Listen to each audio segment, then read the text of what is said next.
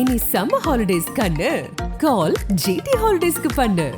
GT Holidays, South India's #1 travel brand.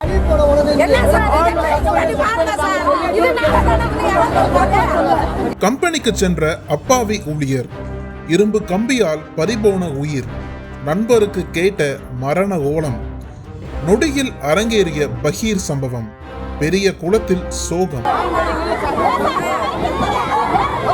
Theni மாவட்டம் பெரியகுளம் பகுதிக்கு அருகே அமைந்துள்ளது டி கள்ளிப்பட்டி கிராமம். இந்த பகுதியைச் சேர்ந்தவர் பெருமாள். 51 வயதான இவர் தேனி அன்னஞ்சி விளக்கு பகுதியில் உள்ள தனியார் வாட்டர் சர்வீஸில் ஊழியராக வேலை பார்த்து வந்தார். இவரது மனைவி பரமேஸ்வரி.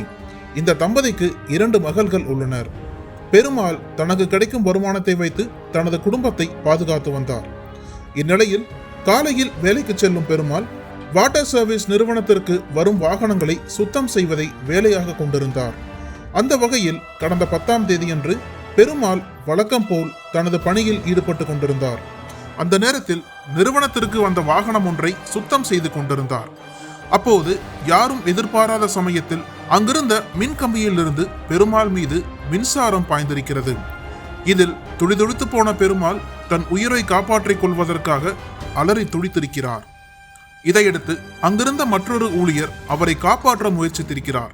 ஆனால் துரதிருஷ்டவசமாக பெருமாள் மீது மின்சாரம் பாய்ந்ததில் அவர் அங்கிருந்து தூக்கி வீசப்பட்டார். இவருடைய அலறல் சத்தம் கேட்டு ஓடி வந்த அக்கம் பக்கத்தினர் உயிருக்கு ஆபத்தான நிலையில் இருக்கும் பெருமாளை மீட்டு ஆம்புலன்ஸ் மூலம் தேனி அரசு மருத்துவக் கல்லூரி மருத்துவமனைக்கு அனுப்பி வைத்தனர். அங்கு அவரை பரிசோதித்த மருத்துவர்கள் பெருமாள் ஏற்கனவே இறந்து விட்டதாக தெரிவித்தனர். இதனிடையே சம்பவ இடத்திற்கு ஓடி வந்த பெருமாளின் மகள்கள் மற்றும் உறவினர்கள் அவருடைய உடலை பிடித்து கொண்டு கண்ணீர் விட்டு கதறி அழுதனர். இதை பார்த்த அக்கம் பக்கத்தினரும் கண் கலங்கி நின்றனர். இதனால் அந்த இடம் முழுவதும் சோகத்தில் மூழ்கியது.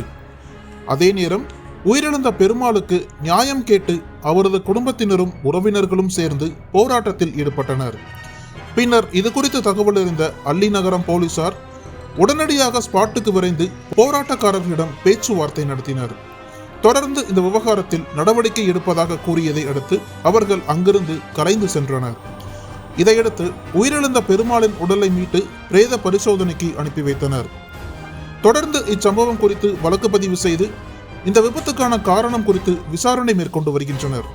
வாட்டர் சர்வீஸ் கம்பெனியில் வேலை செய்த ஊழியர் ஒருவர் திடீரென மின்சாரம் பாய்ந்து உயிரிழந்த சம்பவம் பெரும் சோகத்தை ஏற்படுத்தியுள்ளது.